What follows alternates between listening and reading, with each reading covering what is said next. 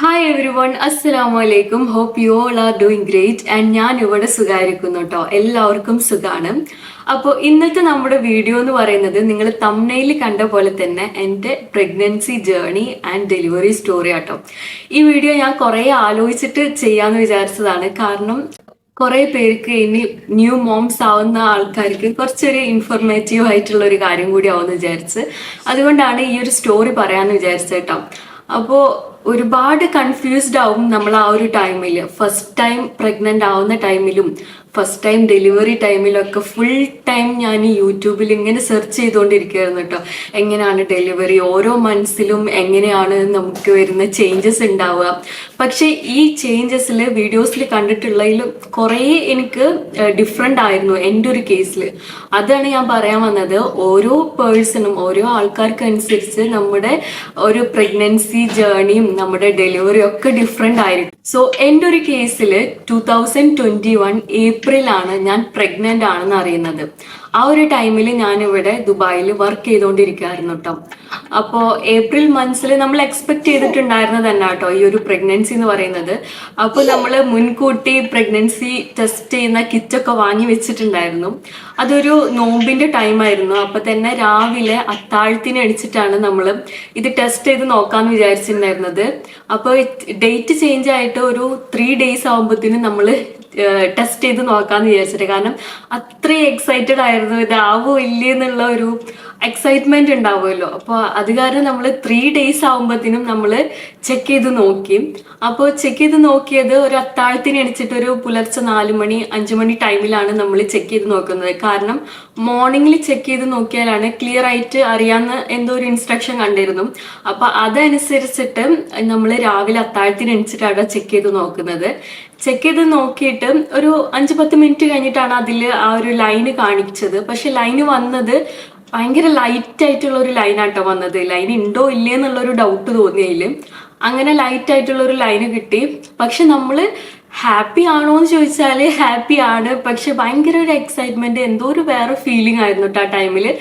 ഞാനായാലും ഇത്തിക്കായാലും രണ്ടുപേരും ഭയങ്കര ഒരു എന്തോ ഒരു എന്താ ഇനി സംഭവിക്കാൻ പോവാന്നുള്ള ആ ഒരു എക്സൈറ്റ്മെന്റ് ഉണ്ടാവുമല്ലോ, ആ ഒരു ഫീലിംഗ് ആയിരുന്നു ആ ടൈമിൽ. അല്ലാതെ ഫിലിമിലൊക്കെ കാണുന്ന പോലെ എടുത്ത് പൊക്കി ഇങ്ങനെ വട്ടം കറങ്ങിയൊന്നുമില്ല.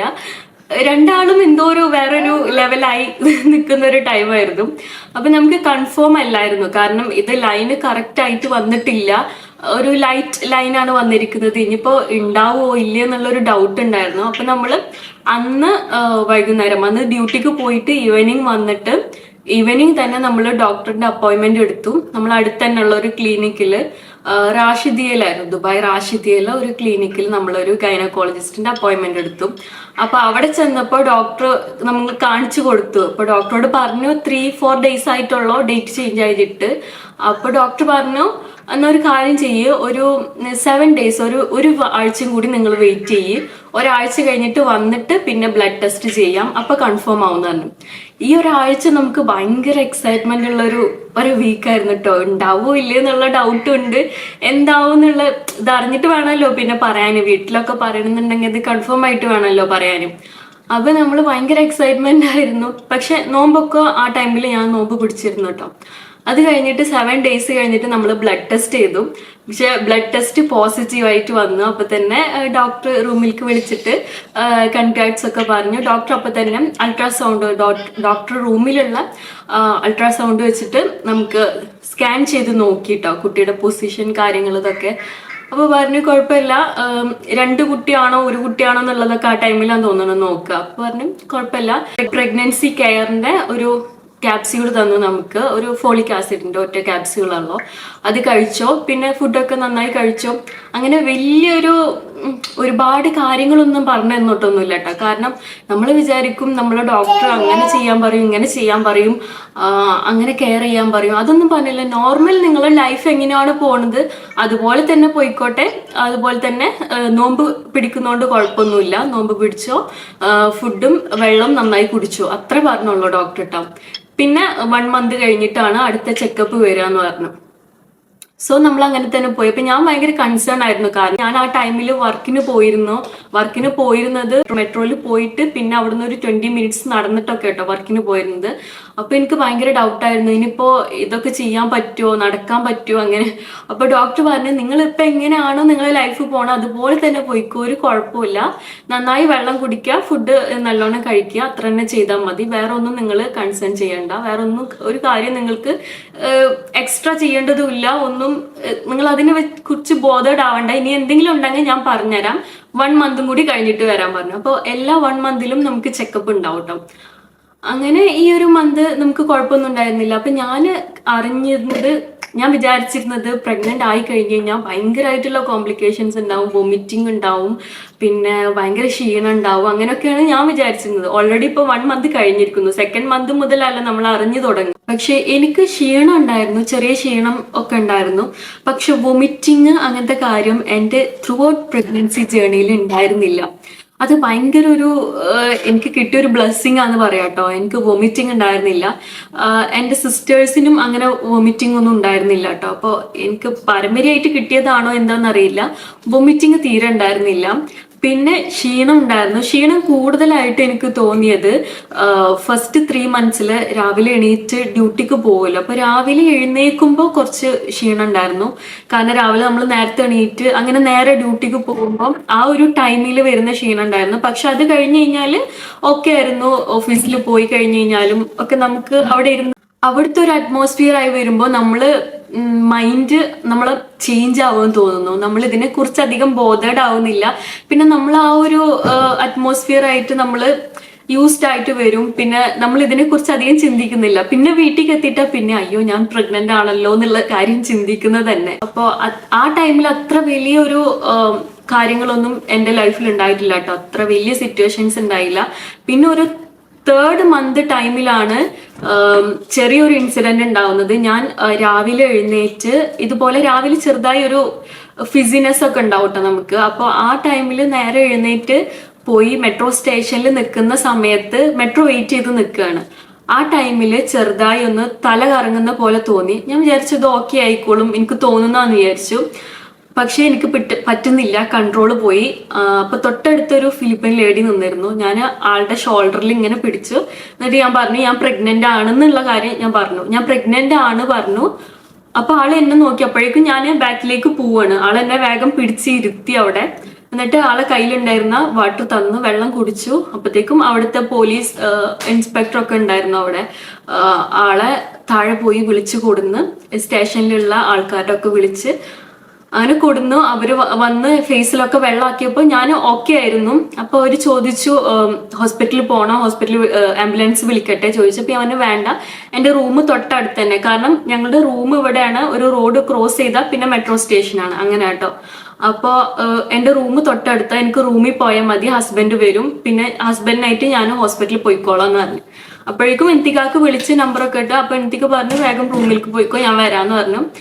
അങ്ങനെ റൂമിൽ എത്തിയപ്പോഴേക്കും എൻ്റെ ഓൾറെഡി ഓക്കെ ആയിരുന്നു. ഓഫീസിൽ വിളിച്ച് ഇൻഫോം ചെയ്തെന്ന് വരുന്നില്ല എന്ന്. അങ്ങനെ ഒരു ചെറിയ ഇൻസിഡന്റ് ആട്ടോ ഉണ്ടായിട്ടുള്ളത്. അങ്ങനെ ചെറുതായി ഒന്ന് തല കറങ്ങുന്ന പോലെ തോന്നി. ആ ഒരു ഇൻസിഡന്റ് ഉണ്ടായിട്ടുണ്ട്. അപ്പോൾ അതാണ് എൻ്റെ ഈ ഒരു ത്രൂ ഔട്ട് പ്രഗ്നൻസി ജേർണിയിൽ ഉണ്ടായിട്ടുള്ള ഒരു വലിയൊരു ഇൻസിഡന്റ് എന്ന് പറയുന്നത്. അപ്പോൾ പലർക്കും പല ടൈപ്പിലായിരിക്കും കേട്ടോ നമ്മളുടെ ഓരോ സിംറ്റംസ് ഒക്കെ വരിക പ്രഗ്നൻസിയിൽ. അതുപോലെ തന്നെ എനിക്ക് പ്രഗ്നൻസി സിംറ്റം എന്നുള്ളതിൽ എനിക്ക് വന്നത്, എനിക്ക് പെട്ടെന്ന് നല്ല ദേഷ്യം വരുന്നു. കുറെയൊക്കെ എനിക്ക് ഷോർട്ട് ടെമ്പേർഡ് അല്ല, ഞാൻ പെട്ടെന്ന് ദേഷ്യം കൺട്രോൾ ചെയ്യാൻ പറ്റും. പക്ഷെ ഈ ഒരു ടൈമിൽ എനിക്ക് ചെറിയ ചെറിയ കാര്യങ്ങൾക്കൊക്കെ നല്ല ദേഷ്യം വന്നിരുന്നു. ദേഷ്യം എന്ന് പറഞ്ഞു കഴിഞ്ഞാല് സ്മെല്ല് പറ്റില്ലായിരുന്നു. അതുപോലെ തന്നെ എനിക്ക് ഇതുപോലെ വേസ്റ്റ് ഇരിക്കുന്നത് കാണാൻ പറ്റുന്നില്ല. കാണുമ്പോൾ നമ്മുടെ റൂമിലൊക്കെ വേസ്റ്റ് ബിന്നാണ് ഉണ്ടാവുക. വേസ്റ്റ് ആയി കഴിഞ്ഞ് കഴിഞ്ഞാൽ പിന്നെ നമ്മൾ തന്നെ കൊണ്ടുപോയി ഇടുക ചെയ്യാം, വേസ്റ്റ് ബിന്നിൽ പുറത്ത് കൊണ്ടുപോയി ഇടുക ചെയ്യുക. അന്ന് ഞങ്ങളൊരു വില്ലയിലാണ് നിന്നിരുന്നത്. അപ്പോൾ ഈ വേസ്റ്റ് ഇങ്ങനെ കോൺസെൻട്രേറ്റ് ചെയ്തുകൊണ്ടിരിക്കുക. ഞാൻ എന്ത് ചിന്തിക്കുമ്പോഴും ഈ വേസ്റ്റ് അവിടെ ഇരിക്കുന്നതാണ് എൻ്റെ മൈൻഡിൽ വരുന്നത്. നമ്മുടെ കിച്ചണിലുള്ള വേസ്റ്റ് നമ്മൾ വെച്ചിട്ടുണ്ടാവുമല്ലോ, അതിങ്ങനെ ചിന്തിച്ചുകൊണ്ടിരിക്കുക. ഈ വേസ്റ്റ് ഇങ്ങനെ ഇവിടെ ഇരുന്നാൽ എന്താ ഉണ്ടാവുക, അങ്ങനത്തെ ചിന്തകളാണ് വരിക. എനിക്കറിയില്ല അത് എല്ലാവർക്കും ഉള്ള ഇഷ്യൂ ആണെന്ന്. എനിക്ക് കുറച്ച് അങ്ങനത്തെ കാര്യങ്ങളിൽ ഞാൻ ബോധേഡാവും. പ്ലേറ്റ്സ് കഴുകി വെച്ചിട്ടില്ല എന്നുണ്ടെങ്കിൽ ആ ഒരു പ്ലേറ്റ്സ് അവിടെ ഇരിക്കുന്നത് തന്നെയാണ് എൻ്റെ മൈൻഡിലേക്ക് വരിക. ഈ ഒരു പ്രഗ്നൻസി ജേർണിയിലുള്ള ടൈമിൽ മാത്രമാട്ടോ എനിക്ക് ഇങ്ങനത്തെ ബോധറിങ്സ് വരുന്നത്. അല്ലെങ്കിൽ ഞാൻ ക്ലീൻ ചെയ്യലുണ്ട്. പക്ഷെ ഇത് അവിടെ ഇരിക്കുന്നത് കണ്ടു കഴിഞ്ഞു കഴിഞ്ഞാൽ പിന്നെ ഭയങ്കരമായിട്ട് മൈൻഡ് ഡിസ്റ്റർബ്ഡ് ആയിരുന്നു. അപ്പൊ ഞാൻ അതിനെ പറ്റിയിട്ട് കുറെയൊക്കെ ഗൂഗിൾ ചെയ്ത് നോക്കും, കുറെ യൂട്യൂബ് വീഡിയോസ് കാണും. നോക്കുമ്പോൾ അതെല്ലാം ഇതിന്റെ സിംറ്റംസ് ആണ്. നമുക്ക് എന്ത് കാര്യം നമുക്ക് ഉണ്ട് അതൊക്കെ ഞാൻ ഗൂഗിൾ ചെയ്ത് നോക്കുമ്പോൾ എല്ലാം പ്രഗ്നൻസി സിംറ്റംസ് ആയിട്ടാണ് വരുന്നത്. അത് കാരണം എനിക്കിത് എന്താ ഈ പ്രഗ്നൻസി ഇത്ര അധികം സിംറ്റംസ് ഉണ്ടാവുന്നുണ്ട്. അപ്പൊ പലർക്കും പല കാര്യങ്ങളാണ് വരിക. അതുപോലെ തന്നെ മൂക്കിൽ നിന്ന് ബ്ലഡ് വന്നിരുന്നു, ചില ടൈമിൽ മൂക്കിൽ നിന്ന് ബ്ലഡ് വന്നിരുന്നു. അതും സെർച്ച് ചെയ്ത് നോക്കുമ്പോൾ അതും പ്രഗ്നൻസി സിംറ്റം ആയിട്ട് തന്നെ കേട്ടോ വരുന്നത്. ഒരുപാട് സിംറ്റംസ് ഉണ്ട്, പലർക്കും അത് ഡിപ്പെൻഡ് ചെയ്യും. അതുപോലെ തന്നെ ഭയങ്കരമായിട്ടുള്ള സംശയങ്ങളാണ് മൈൻഡിൽ വരുന്നത് ആ ടൈമിൽ. ഒരു 3-4 months വരെ കേട്ടോ ഈ ഒരു സംഭവങ്ങൾ ഉണ്ടായിരുന്നത്. അപ്പോൾ കൂടുതലും ഹെൽത്ത് ഇഷ്യൂസിനേക്കാളും കൂടുതലും നമുക്ക് മൈൻഡ് റിലേറ്റഡ് ആയിട്ടുള്ള കാര്യങ്ങളാണ്. അതിനൊക്കെ കാരണം ഈ ഹോർമോണൽ ചേഞ്ചസ് നമ്മുടെ ബോഡിയിൽ നടന്നുകൊണ്ടിരിക്കുന്നത് തന്നെ കേട്ടോ. പിന്നെ നമ്മള് കാര്യങ്ങൾ ഉണ്ടായിരുന്നത് സംശയം പറഞ്ഞല്ലോ, സംശയമായിരുന്നു. എല്ലാ കാര്യങ്ങൾക്കും സംശയം. ഇതെന്താ ഇങ്ങനെ വരാൻ കാരണം, ഇത് എന്താ, പല പല പല സംശയങ്ങൾ. രാത്രി കിടന്നിട്ടൊക്കെ ഓരോ സംശയങ്ങൾ ആലോചിച്ചിട്ട് 2 മണിക്കും 3 മണിക്കും ഒക്കെ എഴുന്നേറ്റ് ഗൂഗിളിൽ ഇങ്ങനെ സെർച്ച് ചെയ്ത് നോക്കുക. അതൊക്കെ ആയിരുന്നു കേട്ടോ എനിക്ക് ഉണ്ടായിരുന്ന സിംറ്റംസ് എന്ന് പറയുന്നത്. പിന്നെ സ്മെൽ ഇഷ്യൂസ് ഉണ്ടായിരുന്നു. അതൊരുവിധം എല്ലാവർക്കും ഉണ്ടാവുന്നതാണ്, ചില സ്മെല്ല് പറ്റായിക. അപ്പോൾ എനിക്കുണ്ടായിരുന്നത് ഈ വഴറ്റുന്ന സ്മെല്ല്, കുക്ക് ചെയ്യുമ്പോൾ വഴറ്റില്ല, ആ സ്മെല്ല് പറ്റുന്നില്ല. തൂമിക്കുമ്പോൾ കടുക് വറുക്കുമ്പോൾ ഉള്ള സ്മെല്ല് പറ്റുന്നുണ്ടായിരുന്നില്ല. പക്ഷെ കഴിക്കാനൊന്നും ഒരു കുഴപ്പമുണ്ടായിരുന്നില്ല. ഏത് ഫുഡ് വേണേലും കഴിക്കായിരുന്നു. എനിക്ക് ഇഷ്ടമുണ്ടായിരുന്ന ഫുഡ് എന്ന് പറഞ്ഞു കഴിഞ്ഞാല് നമുക്കപ്പൊ കിട്ടാത്തത് നമ്മളെ വീട്ടില് ഉമ്മമാരുണ്ടാക്കുന്ന പച്ചക്കറി, മീൻകറി, അതൊന്നും നമ്മൾ തന്നെ കുക്ക് ചെയ്തിട്ടാണല്ലോ ഡ്യൂട്ടി കഴിഞ്ഞ് വരിക, നമ്മൾ തന്നെ കുക്ക് ചെയ്തിട്ടാണ് കഴിക്കുക. അപ്പൊ നമ്മൾ കുക്ക് ചെയ്ത ഫുഡ് കഴിക്കാൻ തോന്നുന്നുണ്ടായിരുന്നില്ല. പിന്നെ ഉമ്മ കുക്ക് ചെയ്ത ഫുഡ്, പച്ചക്കറി കഴിക്കാൻ തോന്നിയിരുന്നു ആ ടൈമില്. കറികളെല്ലാം ആ ടൈമില് അങ്ങനത്തെ ഫുഡായിരുന്നു. ബിരിയാണി അങ്ങനത്തെ മീറ്റ് ഐറ്റംസ് ഒന്നും തീരെ കഴിക്കാൻ തോന്നിയിരുന്നില്ല കേട്ടോ. അതാണ് ഇഷ്ടങ്ങൾ ഉണ്ടായിരുന്നത്. പിന്നെ ഒരുപാട് അങ്ങനെ ക്രേവിങ്സ് എന്ന് പറഞ്ഞു കഴിഞ്ഞാല് എനിക്ക് ഉണ്ടായിരുന്നില്ല കേട്ടോ. മാങ്ങ കഴിക്കാൻ തീരെ ക്രേവിങ്സ് ഉണ്ടായിരുന്നില്ല. അതുപോലെ തന്നെ പുളിയുള്ള സാധനങ്ങളും, മസാല ദോശ, അതൊന്നും നമ്മുടെ കണ്ടിട്ടുള്ളത് പ്രഗ്നന്റ് ആയാല് മാങ്ങ കഴിക്കാൻ തോന്നും, അങ്ങനത്തെ സാധനങ്ങളല്ലേ. പക്ഷെ എനിക്ക് അതിനോടൊന്നും ഒരു ഇൻട്രസ്റ്റ് ഉണ്ടായിരുന്നില്ല. ഒന്നും അങ്ങനെ ക്രേവിങ് ആയിട്ട് പ്രഗ്നൻസി ജേണിയിൽ ഉണ്ടായിരുന്നില്ല. ഒരു വട്ടാണ്ട് പാലട പായസം കുടിക്കാൻ തോന്നുന്നു. ഓണായപ്പോ പാലട പായസം ഓർമ്മ വന്നിട്ട് അങ്ങനെ കുടിക്കാൻ തോന്നി. അല്ലാണ്ട് അതിപ്പോ തന്നെ കിട്ടണം, ഇപ്പൊ കുടിക്കണം എന്നുള്ള അങ്ങനത്തെ ക്രേവിങ്സ് ഒന്നും ഉണ്ടായിരുന്നില്ല കേട്ടോ. പിന്നെ നമ്മളൊരു 3rd month ഒക്കെ ആകുമ്പോഴേക്കും ഇവിടുത്തെ ഇൻഷുറൻസ് കുറച്ച് സീനായിരുന്നു ഞങ്ങൾക്ക്. അപ്പോൾ ഇൻഷുറൻസ് നമ്മൾ അപ്ലൈ ചെയ്യുന്നത് പ്രഗ്നന്റ് ആണെന്ന് അറിഞ്ഞ അന്ന് തന്നെ നമ്മൾ അപ്ലൈ ഓൾറെഡി ഉണ്ടായിരുന്നു, പക്ഷെ അത് കവേർഡ് ആവില്ല പ്രഗ്നൻസി. സോ നമ്മൾ പ്രഗ്നന്റ് ആണെന്ന് അറിഞ്ഞ അന്ന് തന്നെ നമ്മൾ ഇൻഷുറൻസ് അപ്ലൈ ചെയ്തു. 1 മാസം നമ്മൾ വെയിറ്റ് ചെയ്ത് നോക്കി, പക്ഷെ 1 മാസം ആകുമ്പോഴത്തേനും ആ ഇൻഷുറൻസ് റിജക്റ്റ് ആയെന്ന് നമുക്ക് മെസ്സേജ് വന്നു. കാരണം പ്രഗ്നന്റ് ആവുന്നതിന്റെ 1 month മുന്നേ, നമ്മൾ ഓൾറെഡി 1 month കഴിഞ്ഞിട്ടാലോ പ്രഗ്നന്റ് ആണെന്ന് അറിയുക, ടെസ്റ്റ് ചെയ്ത് നോക്കുക. സോ 1 month മുന്നേ നമ്മൾ അപ്ലൈ ചെയ്യണം എന്ന് പറഞ്ഞിട്ട് ആ ഇൻഷുറൻസ് അങ്ങനെ റിജക്റ്റ് ആയിട്ട് നമുക്ക് മെസ്സേജ് വന്നു. സോ പിന്നെ ഇൻഷുറൻസ് ഇല്ലാതെ ഇവിടെ ഒരു ഡെലിവറി, അത് കുറച്ച് റിസ്ക് ആയിരുന്നു. അപ്പോൾ നമ്മൾ വിചാരിച്ചു എന്തായാലും ഒരു 5th month ഒക്കെ ആകുമ്പോൾ നാട്ടിലേക്ക് പോവാന്ന് വിചാരിച്ചു. അങ്ങനെ 3rd month കഴിഞ്ഞു. 4th month ഇവിടെ NT സ്കാൻ വരുന്നത്. അങ്ങനെ 4th month NT സ്കാനിൽ നമുക്ക് ജെൻഡർ ഇവിടെ അറിയാം. നമ്മളോട് ഇങ്ങോട്ട് ചോദിക്കും, ഡോക്ടർ നിങ്ങൾക്ക് അറിയണോ ബേബി ഏതാന്നുള്ളത് അറിയണോ എന്ന് ചോദിക്കും. പിന്നെ ഒരു കാര്യം വരുന്നത്, ഇവിടുത്തെ സ്കാനിങ്ങിന്റെ ഒരു നല്ല വശാന്ന് പറയാം, നമ്മൾക്ക് കാണിച്ചു തരും കുട്ടിക്ക് എടുക്കുന്നത്, കുട്ടിയുടെ പൊസിഷൻ, കുട്ടി എന്താ ചെയ്യണമെന്നൊക്കെ ഉള്ളതിന്റെ സ്ക്രീന് നമുക്ക് ഇങ്ങോട്ട് കാണിച്ചു തരും. നിങ്ങൾ നോക്ക്, ഹസ്ബൻഡിന് പുറത്ത് നിൽക്കണമെങ്കിൽ ഹസ്ബൻഡിന് ഉള്ളിലേക്ക് വിളിച്ചിട്ട് ബേബിനെ കാണിച്ചു കൊടുക്കും. അത് എനിക്ക് ഭയങ്കരമായിട്ട് ഡിഫറൻസ് മനസ്സിലായത്. കാരണം ഞാൻ എൻ്റെ 5th ഉം 7th month സ്കാനിങ് നാട്ടിൽ നിന്നാണ് ചെയ്തത്. 4th month നമ്മൾ ഇവിടെ സ്കാനിങ് ചെയ്ത കേട്ടോ. അപ്പൊ 4th month സ്കാനിങ് നമുക്ക് ഭയങ്കരമായിട്ട് ഇഷ്ടപ്പെട്ടു. കാരണം ഡോക്ടർ അത്രയും നമ്മളെ കെയർ ചെയ്തിട്ട് ഹസ്ബൻഡിനെയും വിളിച്ചിട്ട് ബേബിനെ കെടുക്കുന്നത് കാണിച്ചു കൊടുക്കും. ബേബിയുടെ പൊസിഷൻ, ബേബിയുടെ ഷേപ്പ് എന്തൊക്കെയാണെന്നുള്ളത് കാണിച്ചു കൊടുക്കും. പിന്നെ എന്താ ജെൻഡർ എന്നുള്ളത് പറയും. അപ്പൊ നമുക്ക് 4th month തന്നെ നമ്മളോട് പറഞ്ഞിരുന്നു ഇത് ബേബി ബോയ് ആണെന്നുള്ള കാര്യം. നമുക്ക് ഭയങ്കര ഹാപ്പി ആയിട്ട് അത് അറിഞ്ഞിട്ട് തന്നെ നമുക്ക് നാട്ടിൽ പോവാന്ന് വിചാരിച്ചത്. എന്തായാലും നാട്ടിൽ പോവാണ്, അപ്പൊ ഇവിടുന്ന് അത് അറിഞ്ഞിട്ട് പോവാന്ന് വിചാരിച്ചു. നാട്ടിൽ പോയാൽ പിന്നെ നമുക്ക് അത് അറിയാൻ പറ്റില്ലല്ലോ, നമുക്ക് കാണിച്ചു തരിക പോലും ഇല്ല സ്ക്രീനൊന്നും. കാരണം നമ്മൾ കിടക്കുന്നതിന്റെ ഓപ്പോസിറ്റ് ആണ് അവർ സ്ക്രീൻ വെച്ചിട്ട് നോക്കുക. മേ ബി അത് നമുക്ക് ജനറൽ മനസ്സിലാവുന്നുള്ള കാരണം കൊണ്ടാണോന്ന് അറിയില്ല. മെഡിക്കൽ ഫീൽഡിലുള്ളവർക്കൊക്കെ ആണെങ്കിൽ മനസ്സിലാവുമായിരിക്കും സ്ക്രീൻ കണ്ടു കഴിഞ്ഞാല്. അതുകൊണ്ടാണോന്ന് അറിയില്ല കേട്ടോ. നാട്ടിൽ അങ്ങനെയാണ് സിസ്റ്റം. പല ഹോസ്പിറ്റലും പല ടൈപ്പിലുണ്ടാവും. പക്ഷെ ഞാൻ പോയ ഹോസ്പിറ്റൽ ഇങ്ങനെ ആയിരുന്നു ചെയ്തിരുന്നത്. അങ്ങനെ ഇവിടുത്തെ 4th മന്തിലത്തെ സ്കാനിങ് കഴിഞ്ഞു. ഞാൻ ജോബ് റിസൈൻ ചെയ്തു ആ ടൈം ആകുമ്പോഴത്തേനും. 5th മന്തിലാണ് നമ്മൾ നാട്ടിലേക്ക് പോകുന്നത്. ആ ടൈമിലായിരുന്നു എൻ്റെ ബ്രദറിന്റെ മാരേജ് ഉണ്ടായിരുന്നത്. ആ ടൈമിൽ നാട്ടിൽ കൊറോണ ഭയങ്കര സംഭവമായിട്ട് നിൽക്കുക കേട്ടോ. മാരേജ് എന്നൊക്കെ പറഞ്ഞു കഴിഞ്ഞാല് 50 പേര് മാത്രം ഉള്ള മാരേജ് ഒക്കെ ഉണ്ടായിരുന്നല്ലോ ആ ടൈമില്. അങ്ങനത്തെ ഒരു മാരേജ് ആയിരുന്നു എന്റെ ബ്രദറിൻ്റെത്. അങ്ങനെ ഞാൻ നാട്ടിൽ പോയി മാരേജ് ഒക്കെ അറ്റൻഡ് ചെയ്തു. അതിനുശേഷം പിന്നെ നമ്മൾ നാട്ടിലൊരു ഗൈനക്കോളജിസ്റ്റിനെ സെലക്ട് ചെയ്യണമല്ലോ. അങ്ങനെ സെലക്ട് ചെയ്യാൻ 2 ഓപ്ഷൻസ് ഉണ്ടായിരുന്നു. ഹോസ്പിറ്റലിന്റെ പേരൊന്നും ഞാൻ പറയുന്നില്ല കേട്ടോ. ഒന്ന് എൻ്റെ വീടിന്റെ അവിടുത്തെ ഒരു ഹോസ്പിറ്റൽ ഉണ്ടായിരുന്നു, പിന്നെ ഇന്തികാടെ വീടിന്റെ അവിടെ ഒരു ഹോസ്പിറ്റൽ ഉണ്ടായിരുന്നു. 2 ഹോസ്പിറ്റലായിരുന്നു. അപ്പൊ ഫസ്റ്റ് ഞാൻ ഇന്തികാട് വീടിന്റെ അവിടുത്തെ ഒരു ഹോസ്പിറ്റലില് ഡോക്ടറെ കാണാൻ പോയി. ഡോക്ടറുടെ വീട്ടിലേക്കാണ് പോയത്. വീട്ടിലേക്ക് പോയിട്ട് ഡോക്ടറുടെ അപ്പോയിന്റ്മെന്റ് എടുത്ത് നമ്മൾ ഡോക്ടറെ കാണാൻ കയറി. പക്ഷെ ആ ടൈമിൽ കൊറോണ ആയപ്പോൾ നല്ല ഡിസ്റ്റൻസിലാണ് നമ്മൾ ഓൾറെഡി ഇരിക്കുന്നത് തന്നെ. ഡോക്ടർ ഇവിടെ ഇരിക്കുന്നുണ്ടെങ്കിൽ കുറെ ഡിസ്റ്റൻസിലാണ് നമ്മൾ ഇരുത്തിയേക്കുന്നത്. ആ ഒരു മുക്കിൽ പോയിട്ട് നമ്മൾ ഇരിക്കണം. എന്നിട്ട് ഡോക്ടർ അവിടുന്ന് ചോദിക്കും എന്താണ് ഇങ്ങോട്ട് വരാനുള്ള റീസൺ, അങ്ങനെയൊക്കെ ചോദിച്ച് എത്ര മന്തായി, റിസൾട്ടൊക്കെ നമ്മൾ സബ്മിറ്റ് ചെയ്തു. പക്ഷെ ഭയങ്കര റൂഡായിട്ടാണ് നമ്മളോട് സംസാരിക്കുന്നതും നമ്മളെ കൺസൾട്ട് ചെയ്യുന്നതും. നമ്മളുടെ ഇവിടുത്തെ ഡോക്ടേഴ്സിനെ അപേക്ഷിച്ച് എനിക്ക് നാട്ടിൽ വന്നപ്പോൾ തോന്നിയ ഒരു ഭയങ്കര ഡിഫറൻസ് ആണ് കേട്ടോ അത്. നമ്മളോട് ഒരു പ്രഗ്നന്റ് ലേഡിയാണ് ഡോക്ടർ. എനിക്കറിയാം ഡോക്ടർ ഒരുപാട് പ്രഗ്നന്റ് ലേഡീസിനെ കാണുന്നുണ്ടായിരിക്കും, ഗൈനക്കോളജിസ്റ്റ്. ആൾ അത്രയും എക്സ്പീരിയൻസ്ഡ് ആയിട്ടുള്ള ഒരു ഡോക്ടറാണ്. പക്ഷേ പുതിയതായിട്ടൊരു പ്രഗ്നന്റ് ആവുന്ന ഒരു ന്യൂ മോമിനോട് സംസാരിക്കുന്ന പോലെ എല്ലാവരും സംസാരിക്കുന്നത് തന്നെ. അപ്പൊ എനിക്ക് ഭയങ്കരമായിട്ട് വിഷമം തോന്നിയിട്ട്, ഇവരെന്തിനാണ് ഇത്രയും റൂഡായിട്ട് എന്നോട് സംസാരിക്കുന്നത്? ഞാൻ എന്തോ ഒരു തെറ്റ് ചെയ്ത് ആളുടെ മുന്നിൽ ചെന്നിരിക്കുന്ന പോലെയാണ് ആള് സംസാരിക്കുന്നത്. സോ അന്ന് അവിടുന്ന് ഇറങ്ങിയപ്പോ തന്നെ ഞാൻ പറഞ്ഞു, ഇന്തികാട് പറഞ്ഞു ഈ ഡോക്ടർ വേണ്ട, എനിക്ക് താല്പര്യമില്ല. പക്ഷെ ഡോക്ടറുടെ എക്സ്പീരിയൻസ് ഭയങ്കരമാണ്. ഒരുപാട് നല്ല എക്സ്പീരിയൻസ് ഉള്ള ഡോക്ടറാണ്. ഒരുപാട് കോംപ്ലിക്കേറ്റഡ് ആയിട്ടുള്ള ഡെലിവറീസ് ഒക്കെ ചെയ്തിട്ടുള്ള ഡോക്ടറാണ്. അപ്പൊ പറഞ്ഞു മേ ബി ഡോക്ടറുടെ മെന്റൽ സ്റ്റേജ് കൊണ്ടായിരിക്കും ഇത്രയും രാവിലെ മുതൽ, അത് നമുക്ക് പറയട്ടെ, രാവിലെ മുതൽ വൈകുന്നേരം രാത്രി 11 മണി വരെയൊക്കെയാണ് ഡോക്ടറുടെ കൺസൾട്ടേഷൻ വരുന്നത്. ഇത്രയും കൺസൾട്ടേഷൻ എടുക്കേണ്ട ആവശ്യം ഉണ്ടോന്ന് അറിയില്ല.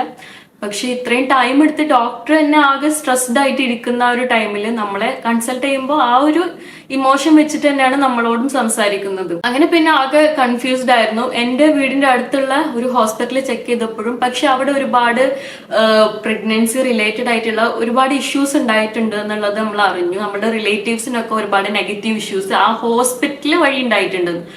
അപ്പൊ നമുക്ക് 2 ഓപ്ഷൻസ് ആയിരുന്നു. അങ്ങനെ ഞാൻ കുറെ ആലോചിച്ചിട്ട് പിന്നെ ഓക്കെ കുഴപ്പമില്ല, എന്തായാലും ഇനി കുറച്ച് മന്ത്സും കൂടെ ഉള്ളൂ, ഈ ഡോക്ടർ തന്നെ പ്രിഫർ ചെയ്യാന്ന് വിചാരിച്ചു. പക്ഷെ എനിക്ക് മെന്റലി തീരെ ആ ഡോക്ടറിനെ കാണാനോ ഡോക്ടറോട് സംസാരിക്കാനോ നമുക്ക് തോന്നില്ല. നമുക്കൊന്നും അങ്ങോട്ട് ചോദിക്കാൻ ഒരു ഗ്യാപ്പും കിട്ടില്ല. ഒരു ഡോക്ടർ അപ്പോയിന്റ്മെന്റ് എല്ലാ മാസം എടുത്ത് നമ്മൾ പോയി കഴിഞ്ഞു കഴിഞ്ഞാലും 3-4 മണിക്കൂറൊക്കെ വെയിറ്റ് ചെയ്തിട്ടാണ് ഈ ഒരു ഡോക്ടറെ കാണാൻ വേണ്ടി നമ്മൾ ഉള്ളിലേക്ക് കയറുക. ഉള്ളിലേക്ക് കയറി 2 മിനിറ്റ് പോലും ഡോക്ടറുടെ റൂമിന്റെ ഉള്ളിൽ നമുക്ക് നിൽക്കാൻ പറ്റില്ല. അപ്പോഴേക്കും ജസ്റ്റ് ചെക്ക് ചെയ്ത് ഓക്കെ പ്രോബ്ലംസ് ഒന്നുമില്ല, ഓക്കെ പോയിക്കോന്ന് പറഞ്ഞിട്ട് അങ്ങനെ നമ്മൾ വിടും. അതാണ് കൺസൾട്ടേഷൻ വരുന്നത്. പക്ഷേ എൻ്റെ ഡെലിവറിയുടെ ടൈമില് ഡോക്ടർ കൂളായിരുന്നു. ആ ഒരു ടൈമിൽ മാത്രം ആ ഡോക്ടർ നല്ലൊരു കൂളായിട്ട് നിൽക്കുന്നത് ഞാൻ കണ്ടിട്ടുള്ളൂ. ബാക്കിയുള്ള ടൈമിലൊക്കെ ഇതുപോലെയാണ് ഡോക്ടറുടെ ഒരു പെരുമാറ്റം എന്ന് പറയുന്നത്. അതും നമുക്ക് നാട്ടിലുള്ള ഒരുപാട് ഗൈനക്കോളജിസ്റ്റുകളൊക്കെ ഇങ്ങനെ തന്നെയാണ് കേട്ടോ. എൻ്റെ ഉമ്മ ഒക്കെ പറഞ്ഞത് ഗൈനക്കോളജിസ്റ്റ് അല്ല, അത് ഇങ്ങനെ തന്നെ പറയും. കാരണം നമുക്കൊരു ഇമ്പോർട്ടൻസ് അവർ തരില്ല. കാരണം അവർ ഒരുപാട് ഡെലിവറീസും ഒരുപാട് കോംപ്ലിക്കേറ്റഡ് ആയിട്ടുള്ള പ്രഗ്നൻസീസ് ഒക്കെ കാണുന്നത് കാരണമായിരിക്കും. പക്ഷെ നമുക്കതൊരു ഫസ്റ്റ് എക്സ്പീരിയൻസ് ആണെന്ന് അവർ ചിന്തിക്കുന്നില്ല. അത്ര ഒരു പ്രോബ്ലം ഉള്ളൂ കേട്ടോ. അങ്ങനെ 5th മന്തിൽ ഞാൻ നാട്ടിലെത്തി. 6th മന്തിലൊക്കെ ആവുമ്പോൾ എൻ്റെ ബ്രദറിന്റെ മാരേജ് കഴിഞ്ഞെന്ന് പറഞ്ഞില്ലേ, ഞങ്ങളുടെ വീട്ടിലെല്ലാവർക്കും കൊറോണ പോസിറ്റീവായി. എൻ്റെ വീട്ടില് എൻ്റെ ഉപ്പ, ഉമ്മ, അതുപോലെ തന്നെ കല്യാണം കഴിച്ച് വന്നിട്ടുള്ള എൻ്റെ ബ്രദറിന്റെ വൈഫ്, എൻ്റെ സിസ്റ്റേഴ്സിനും എല്ലാവർക്കും കൊറോണ പോസിറ്റീവാണ്. എനിക്കും എൻ്റെ ബ്രദറിന് മാരേജ് കഴിഞ്ഞ് 1 മന്ത് കഴിഞ്ഞിട്ട് തിരിച്ച് റിട്ടേൺ ദുബായിക്ക് തന്നെ വരണം. അപ്പോൾ ആ ഒരു ടൈമിൽ കൊറോണ പോസിറ്റീവ് ആയി കഴിഞ്ഞു കഴിഞ്ഞാല് വീടിന്റെ ഫ്രണ്ടിൽ വന്ന് എഴുതി വെക്കൊക്കെയല്ലേ വീട്ടിലെല്ലാവർക്കും കൊറോണ പോസിറ്റീവ്. കാരണം അപ്പൊ നമ്മളൊരു മാരേജ് ഫംഗ്ഷൻ കഴിഞ്ഞിട്ടല്ലോ എങ്ങനെയാണ് നമുക്ക് വന്നതെന്ന് നമുക്കറിയാം. മാരേജ് ഫംഗ്ഷൻ കഴിഞ്ഞ് കഴിഞ്ഞാൽ എന്തായാലും അവിടുന്ന് ഇവിടുന്ന് വരുമല്ലോ. ഫസ്റ്റ് വട്ടം നമ്മൾ ടെസ്റ്റ് ചെയ്തു, പോസിറ്റീവ് ആയിരുന്നു എല്ലാവർക്കും. എനിക്ക് നെഗറ്റീവ്, ബ്രദറിനും നെഗറ്റീവ്. അത് കഴിഞ്ഞ് ഒരു 14 ദിവസം ക്വാറന്റൈൻ ആയിരുന്നു നമ്മളുടെ വീട്ടിൽ. അപ്പോൾ ഒരു വീട്ടിലുള്ള ബാക്കി എല്ലാവർക്കും കൊറോണ പോസിറ്റീവ്, പ്രഗ്നന്റ് ആയിട്ടിരിക്കുന്ന എനിക്ക് മാത്രം നെഗറ്റീവായ ഞാൻ അവിടെ എന്ത് ചെയ്യാം? ബാക്കി എല്ലാവരും ഓരോ ഒരു റൂമിൽ നിന്ന് പുറത്തേക്ക് ഇറങ്ങാൻ പോലും പറ്റുന്നുണ്ടായിരുന്നില്ല. ആ ഒരു 6th 7th മന്ത് ഫുള്ള് ഒരു റൂമിന്റെ ഉള്ളിലായിരുന്നു ഞാനും. കാരണം ഭയങ്കരമായിട്ട് ആ ടൈമിൽ നമ്മൾ സ്ട്രഗിൾ ചെയ്തിരുന്നു. വീട്ടിലെല്ലാവരും സ്ട്രഗിൾ ചെയ്യുന്ന, എല്ലാവരും വയ്യാതെ കിടക്കുന്നത് കാണുക, ഓൾറെഡി നമ്മൾ പ്രഗ്നന്റ് ആയിട്ടുള്ള ഒരാൾ അവിടെ ഇരിക്കാം. അപ്പോൾ ഭയങ്കര ഒരു സിറ്റുവേഷൻ ആയിരുന്നു 6th മന്തും 7th മന്തും. അത് കഴിഞ്ഞിട്ട് കൊറോണ ഇവർക്ക് 14 ദിവസം കഴിഞ്ഞിട്ട് വീണ്ടും ടെസ്റ്റ് ചെയ്തു. അതിലും എല്ലാവർക്കും പോസിറ്റീവ് തന്നെ. അപ്പോൾ 2 വട്ടം പോസിറ്റീവ് കാണിച്ചിരുന്ന ആൾക്കാരെ പഞ്ചായത്തിൽ നിന്ന് അവർ നോട്ട് ചെയ്തുകൊണ്ടിരിക്കുന്നുണ്ട് ഓരോ വീടും. അപ്പൊ നമ്മളെ വീട് അവർ നോട്ട് ചെയ്ത് വെച്ചിരിക്കുകയാണ്. 2ാമത്തെ വട്ടം ടെസ്റ്റ് ചെയ്തു, അതും പോസിറ്റീവ് ആയിരുന്നു. പിന്നെയും 14 ദിവസം ക്വാറന്റൈൻ. വീട്ടിൽ നിന്ന് ഒരാൾക്ക് പോലും പുറത്തേക്ക് പോകാൻ പറ്റില്ല.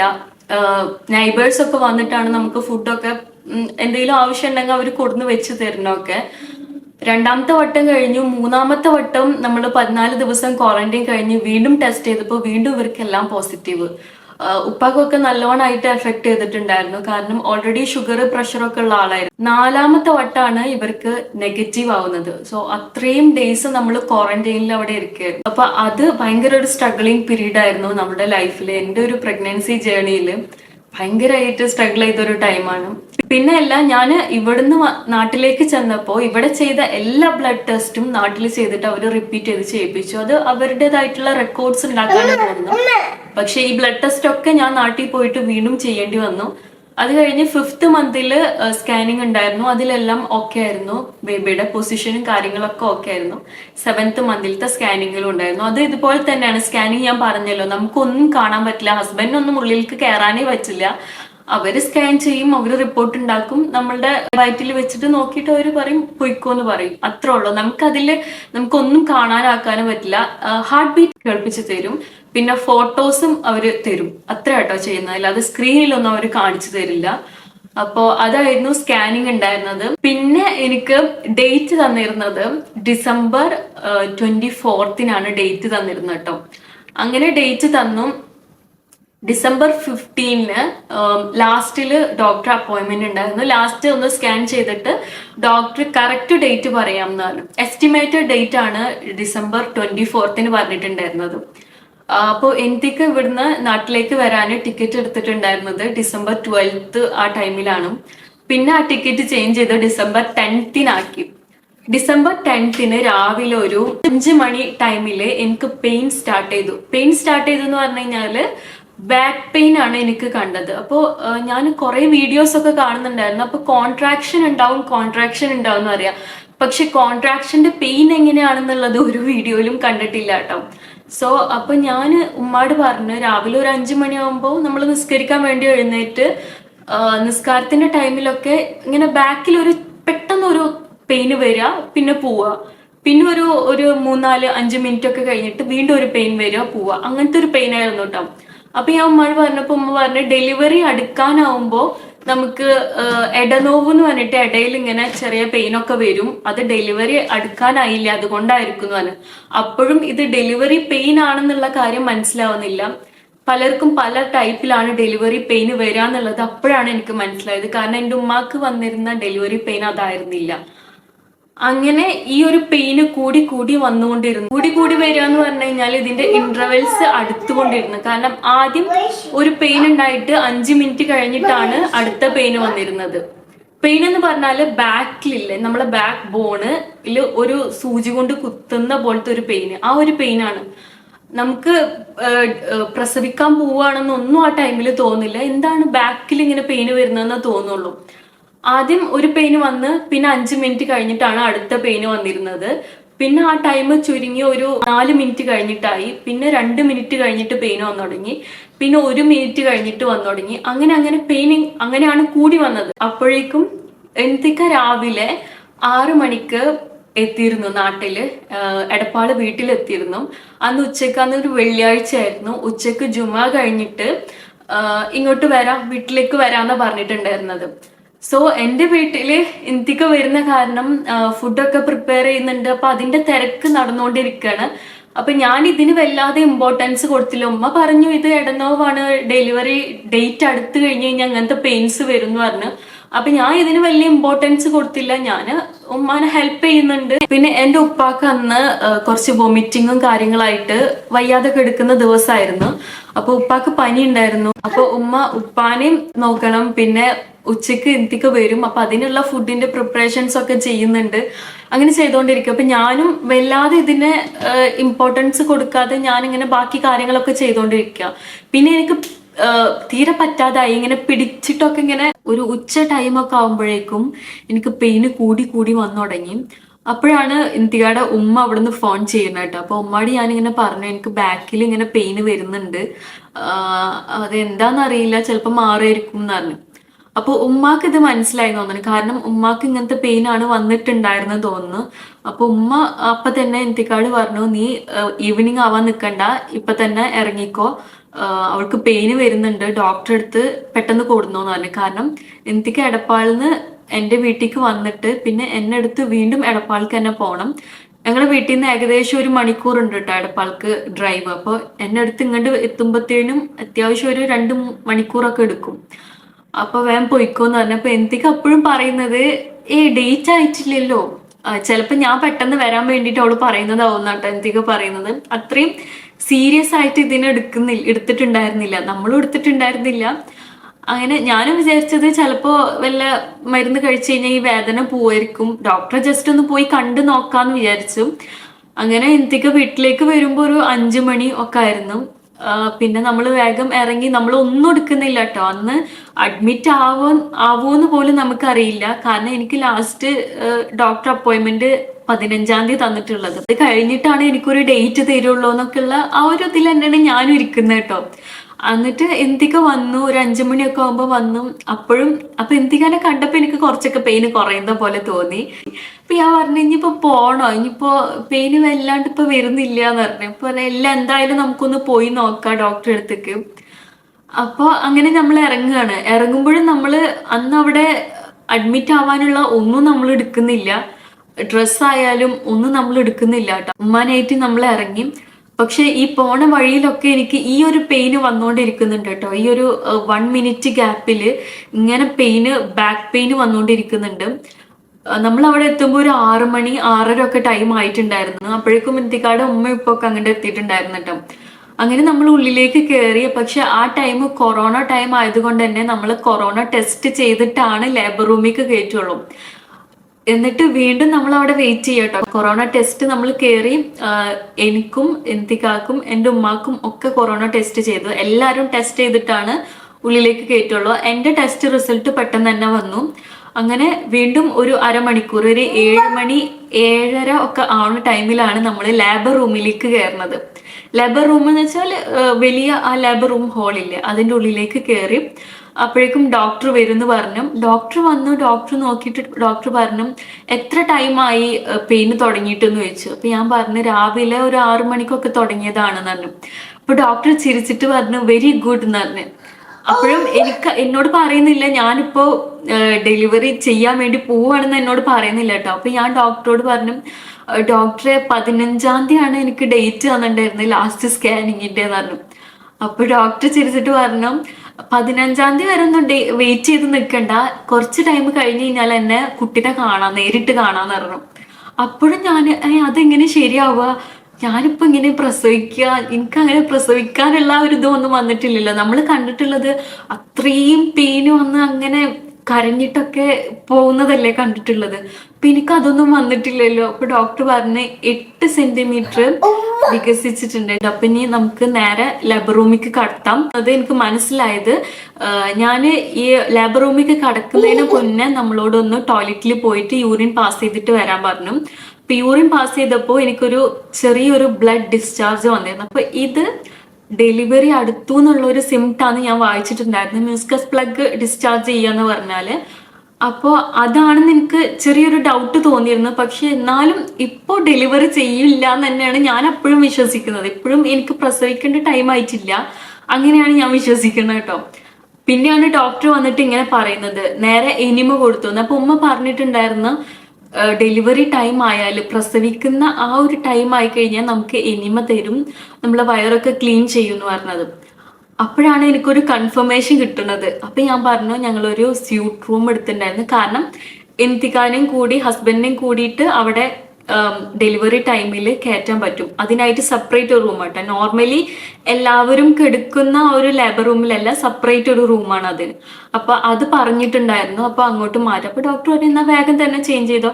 കാരണം നമ്മൾ ആ ഒരു ലേബർ റൂമിൽ കിടന്നാൽ തന്നെ നമ്മള് നോർമലി പ്രസവിക്കാത്തവർ പ്രസവിക്കും. ഒരുപാട് പേര് പെയിൻ വന്നിട്ട് അവിടെ കിടക്കുന്നത് നമ്മളിങ്ങനെ കണ്ടുകൊണ്ടിരിക്കുകയാണ്. കുറെ പേരുടെ ഡെലിവറി അപ്പുറത്ത് നടന്നുകൊണ്ടിരിക്കുന്നുണ്ട്. അപ്പോ അതൊക്കെ നമുക്ക് പേടി കൂടാനുള്ള ഒരു സംഭവം തന്നെ കേട്ടോ. എന്നിട്ട് ഈ ഒരു റൂമിലേക്ക് നമ്മളെ മാറ്റി. അപ്പൊ തന്നെ എന്തൊക്കെ ഉള്ളിലേക്ക് കയറി. അവരുടെ കൊറോണ ടെസ്റ്റിന്റെ റിസൾട്ട് ഒക്കെ അപ്പൊ തന്നെ വന്നിരുന്നു കേട്ടോ.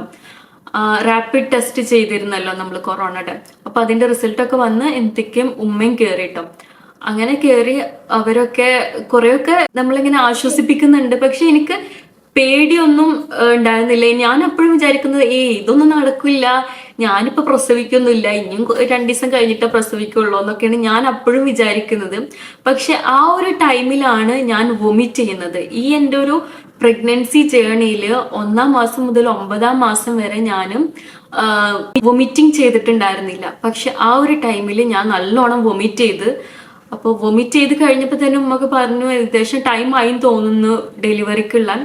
പിന്നെ ഡോക്ടർ വന്നു, നമ്മുടെ വാട്ടർ ബ്രേക്ക് ചെയ്തു. ഡോക്ടർ തന്നെയാണ് വാട്ടർ ബ്രേക്ക് ചെയ്തു. അപ്പൊ ഞാൻ വിചാരിച്ചത് എനിക്ക് യൂറിൻ പോയിക്കൊണ്ടിരിക്കുകയെന്നാ. ഞാൻ അവിടുത്തെ സിസ്റ്റർ വിളിച്ചിട്ട് പറഞ്ഞു, സിസ്റ്റർ ഇത് എനിക്ക് യൂറിൻ പോകുന്നുണ്ട്, ഞാൻ അറിഞ്ഞില്ല, സോറി എന്ന് പറഞ്ഞു. അപ്പൊ ആള് ചിരിച്ചിട്ട് പറഞ്ഞു ഇത് യൂറിനല്ല, ഇത് വാട്ടർ ബ്രേക്ക് ചെയ്തതാണ്, കുട്ടി വരാൻ വേണ്ടിയിട്ടെന്ന് പറഞ്ഞു. പക്ഷെ ഒരു ഹാഫ് ആൻ അവർ അവിടെ ഞാൻ ലേബർ റൂമിലേക്ക് കയറിയിട്ട് ഹാഫ് ആൻ അവർ ആകുമ്പോഴത്തേനും എൻ്റെ ഡെലിവറി കഴിഞ്ഞു. ഡെലിവറി കഴിഞ്ഞു എന്ന് പറഞ്ഞു കഴിഞ്ഞാല് ഞാൻ കരഞ്ഞില്ല. എനിക്കറിയില്ല ഞാൻ എന്തിനാ കരയാണ്ടിരുന്നത്. പക്ഷെ എനിക്ക് കരയാനുള്ള ഒരു അങ്ങനത്തെ ഒരു തോട്ടൊന്നും എനിക്ക് പോയില്ല. എനിക്ക് എങ്ങനെയും ഇവിടുന്ന് ഒന്ന് പുറത്ത് കടന്നാൽ മതി. കാരണം എല്ലാവരും നമ്മുടെ ചുറ്റും നിൽക്കുന്ന പുഷ് ചെയ്യുന്ന പറയുന്നുണ്ട്. പക്ഷെ എനിക്ക് പുഷ് ചെയ്യാനുള്ള സ്ട്രെങ്ത് ഒന്നും ആ ഒരു ടൈമിൽ ഉണ്ടായിരുന്നില്ല കേട്ടോ. അപ്പോൾ ആ ടൈം ആകുമ്പോൾ വേറൊരു നേഴ്സ് എൻ്റെ വയറിന്റെ മേലെ കയറി ഇരുന്നിട്ട് പ്രസ് ചെയ്യാണ് ചെയ്തത്. ചിലർക്കൊക്കെ അങ്ങനെ ചെയ്യും തോന്നുന്നു. പക്ഷെ അത് കണ്ടപ്പോൾ ഇന്ത്യക്ക് ശരിക്കും ഷോക്ക്ഡായി. എന്തിനാണ് ഈ നേഴ്സ് എൻ്റെ മുകളിൽ കയറി ഇരിക്കുന്നതെന്ന് വിചാരിച്ചു. പക്ഷെ അത് അവരെ പുഷ് ചെയ്യാനുള്ള ഇതിന് വേണ്ടിയിട്ടാണ് മുകളിൽ കയറി ഇരുന്നിട്ട് പുഷ് ചെയ്യുന്നത്. ആ പുഷിൽ തന്നെ കുട്ടി പുറത്തേക്ക് വന്നിരുന്നു. ആ ഒരു സ്റ്റേജിൽ നമുക്ക് അറിയില്ല, ആ ഒരു സ്റ്റേജിൽ എന്താണ് നടന്നതെന്നുള്ളത് ക്ലിയർ ആയിട്ട് അറിയില്ല. പക്ഷെ എനിക്ക് കൂടുതൽ പെയിന് അപ്പോഴും എനിക്ക് പ്രസവിക്കുന്ന പെയിൻ അല്ല, അപ്പോഴും എനിക്ക് ബാക്ക് പെയിൻ തന്നെയാണ് ഉണ്ടായിരുന്നത്. ഡെലിവറിയുടെ ത്രൂ ഔട്ട് ടൈമില് എനിക്ക് ബാക്ക് പെയിൻ ആണ് ഉണ്ടായിരുന്നത്. അത് തന്നെയാണ് പ്രസവ വേദന എന്നാണ് പിന്നെയാണ് ഞാൻ അറിഞ്ഞത് കേട്ടോ. ഡെലിവറി കഴിഞ്ഞ ആ ടൈമില് മോനെ ഇങ്ങനെ എടുത്ത് പൊക്കുന്ന ആ ഒരു സീനാട്ടോ എനിക്ക് ഓർമ്മയുള്ളത്. മോനെ ആ ഒരു ബ്ലഡോട് കൂടിയിട്ട് എടുത്ത് പൊക്കുന്ന ആ ഒരു സീന് അത് കണ്ടപ്പോ തന്നെ എനിക്ക് പകുതി പോയിരുന്നു. അത് നേരെ എടുത്തിട്ട് പിന്നെ മോനെ ക്ലീൻ ചെയ്തിട്ട് ഇന്ത്യക്കാരുടെ കയ്യിലാണ് കൊടുക്കുന്നത്. എന്നിട്ട് ഇന്ത്യക്ക് എൻ്റെ കയ്യിൽ കൊടുത്തിരുന്ന ആ ഒരു മൊമെന്റ് എന്ന് പറയുന്നത് നമ്മളുടെ ലൈഫിൽ നമുക്ക് ഒരിക്കലും മറക്കാൻ പറ്റാത്ത ഒരു ടൈമാണ് അത്. എസ്പെഷ്യലി ഇന്ത്യക്ക് എൻ്റെ കൂടെ ഉണ്ടായിരുന്നത് കൊണ്ട് തന്നെ എനിക്ക് ഭയങ്കര ഒരു സന്തോഷമായിരുന്നു. ഇന്ത്യക്കാർക്ക് കൂടി ഒരുമിച്ച് നമുക്ക് കയ്യിലേക്ക് ആ ഒരു മോനെ കിട്ടുകയാണല്ലോ. മോനായാലും മോളായാലും നമുക്ക് ഭയങ്കര ഹാപ്പിനെസ് ഉണ്ടാവുന്ന ഒരു സംഭവമാണ്. നമ്മുടെ ബോഡിയുടെ ഒരു പാർട്ടായിരുന്ന ഒരു സംഭവം നമുക്ക് കയ്യിലേക്ക് കണ്ട് കിട്ടുകയാണ്. ഇത്രയും നാള് നമ്മള് കൊണ്ട് നടന്നിട്ട് നമ്മൾക്ക് കിട്ടുന്ന ഒരു ഗിഫ്റ്റാണത്. അപ്പോൾ ആ ഒരു മൊമെന്റ് ഭയങ്കര ഒരു ഹാപ്പിനെസ് ഉള്ള സംഭവമായിരുന്നു കേട്ടോ. അപ്പോൾ അത് കഴിഞ്ഞപ്പോൾ തന്നെ എനിക്ക് സെഡേഷൻ തന്നിരുന്നു. കാരണം സ്റ്റിച്ച് ചെയ്യാൻ വേണ്ടിയിട്ട് അവർ നമുക്ക് സെഡേഷൻ തരുമായിരുന്നു. മോനെ കണ്ടു, മോനെ കുറച്ചു നേരം നമ്മുടെ ഫേസിന്റെ ഇവിടെ ഇങ്ങനെ വെച്ച് തരും കേട്ടോ. ആ ആ ഒരു ഫീല് വേറെയാണ്. അവരുടെ ആ സ്മെല്ലും ഒക്കെ വേറെ തന്നെയാണ് കേട്ടോ. നമുക്ക് കിട്ടുമ്പോൾ എന്തോ ഒരു സംഭവം നമുക്ക് കിട്ടി, നമ്മൾ എന്തോ ഒരു സാധനം നമ്മൾ അച്ചീവ് ചെയ്തു എന്നുള്ള ഒരു ഫീലിംഗ് ആണ് ആ ടൈമിൽ ഉണ്ടാവുക. അത് കഴിഞ്ഞിട്ട് പറഞ്ഞു സെഡേഷൻ തരികയാണെന്ന് പറഞ്ഞിട്ട് സെഡേഷൻ തന്നു. ആ ടൈമിൽ തന്നെ മോനെ ഉപ്പാക്കും ഉമ്മാക്കും ഒക്കെ കൊണ്ടുപോയി കാണിച്ചു കൊടുത്തു എന്തിക്ക. പിന്നെ എനിക്ക് സെഡേഷൻ തന്നിട്ട് എനിക്ക് പിന്നെ ബോധം വരുന്നത് ഒരു 1 hour കഴിഞ്ഞിട്ടാട്ടോ. അപ്പോഴും എനിക്ക് ബോധം വന്നിട്ടുണ്ടായിരുന്നില്ല. ആ ഒരു ടൈമിൽ ഉണ്ടായ ഒരു നെഗറ്റീവ് ഇൻസിഡന്റ് ആണ് ഞാൻ പറയാൻ പോകുന്നത്. എനിക്ക് ഒരുപാട് ബ്ലഡ് ലോസ് ഉണ്ടായിരുന്നു. നോർമലി ഉണ്ടാവുന്നതിനേക്കാളും കുറച്ച് കൂടുതലായിരുന്നു ബ്ലഡ് ലോസ്. അതുകൊണ്ട് തന്നെ എനിക്ക് സെഡേഷൻ ഇന്ന് റിക്കവർ ചെയ്യാൻ പറ്റുന്നുണ്ടായിരുന്നില്ല. 1 hour ഒക്കെ കഴിഞ്ഞു കഴിഞ്ഞാൽ ഒരുവിധം എല്ലാവർക്കും റിക്കവർ ചെയ്യാൻ പറ്റും. പക്ഷെ എന്റെ കേസിൽ എനിക്ക് റിക്കവർ ചെയ്യാൻ പറ്റുന്നുണ്ടായിരുന്നില്ല. എനിക്കെല്ലാം കേൾക്കാൻ പറ്റുമായിരുന്നു. പക്ഷെ എനിക്ക് കണ്ണ് തുറന്നിട്ട് കാണാനോ അതുപോലെ തന്നെ നമ്മുടെ കൈയും കാലൊന്നും അനക്കാൻ പറ്റുന്നുണ്ടായിരുന്നില്ല.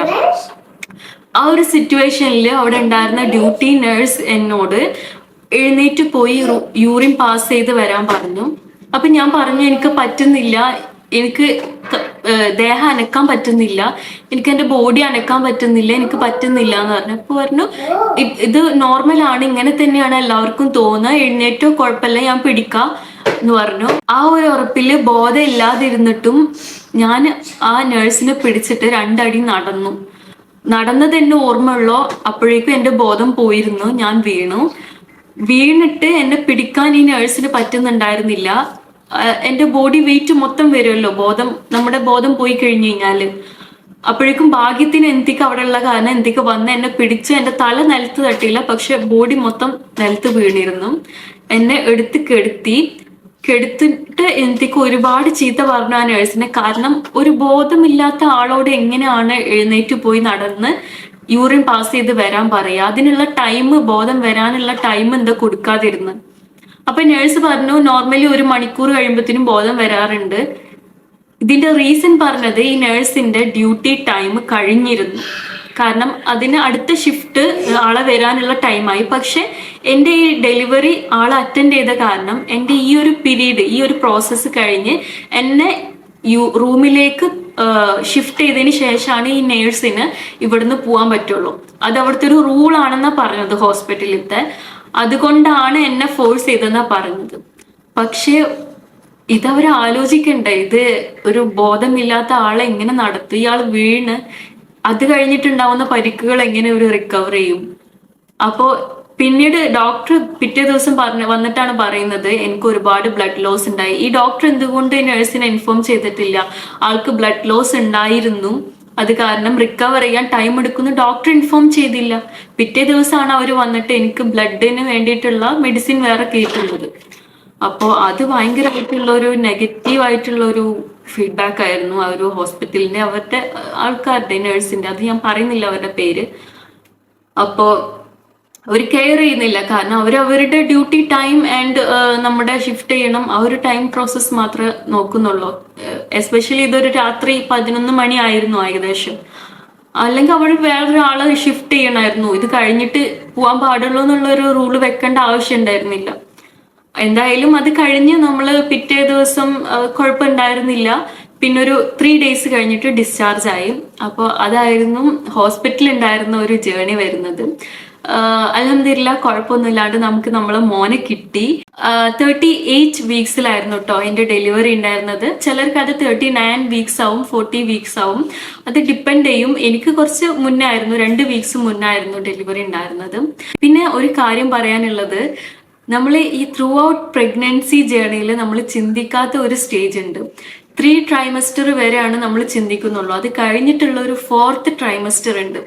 എല്ലാ പ്രഗ്നൻസി ലേഡീസും ആദ്യമേ അറിഞ്ഞിരിക്കേണ്ട ഒരു കാര്യമാണ് ഈ ഒരു 4th trimester. എനിക്ക് ഈ ഒരു പ്രഗ്നൻസി ജേർണിനേക്കാളും ഡിഫിക്കൽട്ടായിട്ട് തോന്നിയ ഒരു ട്രൈമസ്റ്റർ ആണ് ഈ 4th trimester. അതായത് നമ്മളുടെ ഡെലിവറി കഴിഞ്ഞിട്ടുള്ള പിന്നെ ഒരു 3 months ഭയങ്കര ഡിഫിക്കൽട്ടായിരുന്നു. എനിക്കറിയില്ല, ഞാൻ വിചാരിച്ചിരുന്നത് ഇതിനു മുന്നേ എനിക്ക് ഇതിനെ പറ്റിയിട്ട് അറിയായിരുന്നെങ്കിൽ എനിക്ക് കുറച്ചെങ്കിലുമൊക്കെ പ്രിപ്പയർ ചെയ്യായിരുന്നു എന്നുള്ളത്. കാരണം നമ്മൾ ആ ഡെലിവറി വരെയുള്ള കാര്യം മാത്രമാണ് നമ്മളൊരു പ്രഗ്നന്റ് ആയി കഴിഞ്ഞ് കഴിഞ്ഞാൽ നമ്മൾ ചിന്തിക്കുന്നുള്ളൂ. അത് കഴിഞ്ഞിട്ടുള്ള സ്റ്റേജിനെ പറ്റി നമ്മൾ ചിന്തിക്കുന്നില്ല. കാരണം എങ്ങനെയെങ്കിലും ഡെലിവറി കഴിയണം, ഡെലിവറി എങ്ങനെയെങ്കിലും നോർമൽ ഡെലിവറി ആവണം, അതാണ് ഫുൾ ടൈം ചിന്ത. നോർമൽ ഡെലിവറി ആവണം, ബേബിക്ക് കുഴപ്പമൊന്നും ഉണ്ടാവാതെ ഡെലിവറി കഴിയണം, ബേബിനെ എങ്ങനെയെങ്കിലും കയ്യിൽ കിട്ടണം, അത്രേ നമ്മൾ ചിന്തിക്കുന്നുള്ളൂ.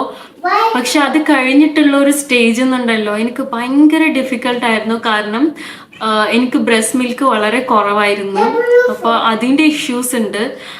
പിന്നെ സ്റ്റിച്ച് പെയിൻ ഉണ്ടായിരുന്നു നല്ലോണം.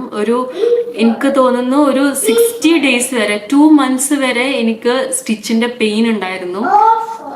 നോർമലി ഇൻഫെക്ഷൻ വന്നിരുന്നു. അപ്പോൾ അതൊക്കെ ഭയങ്കരമായിട്ടുള്ള ഇഷ്യൂസ് ആയിരുന്നു. പിന്നെ ബ്രസ്റ്റ് ഫീഡ് ചെയ്യാനുള്ള കാര്യങ്ങൾ അറിയുന്നുണ്ടായിരുന്നില്ല. അപ്പോൾ ഇവര് നമ്മൾ നോക്കി കാണുന്നത് നമുക്കെല്ലാം അറിയാന്നുള്ള, നമ്മളൊരു ന്യൂ മോം ആണ്, നമുക്കിത് അറിയില്ല, അതൊന്നും ഇവര് ചിന്തിക്കുന്നില്ല. അപ്പൊ നമുക്കിതെല്ലാം അറിയാന്നുള്ളതിലാണ് ബാക്കിയുള്ളവർ നമ്മളോട് ചോദിക്കുന്നതും പറയുന്നതും ഒക്കെ. അപ്പൊ അതൊക്കെ ഭയങ്കരമായിട്ടുള്ള ഒരു സ്ട്രഗ്ലിംഗ് പീരീഡ് ആണ്. എസ്പെഷ്യലി നമുക്ക് ബ്രസ്റ്റ് മിൽക്ക് കൂടി കുറവാണെന്നുണ്ടെങ്കിൽ ഭയങ്കരമായിട്ടുള്ള ഒരു ഇഷ്യൂ ഉണ്ടാവും. കുട്ടിക്ക് വിശപ്പ് മാറില്ല, കുട്ടി എപ്പോഴും എഴുന്നേറ്റ് കരഞ്ഞുകൊണ്ടിരിക്കും.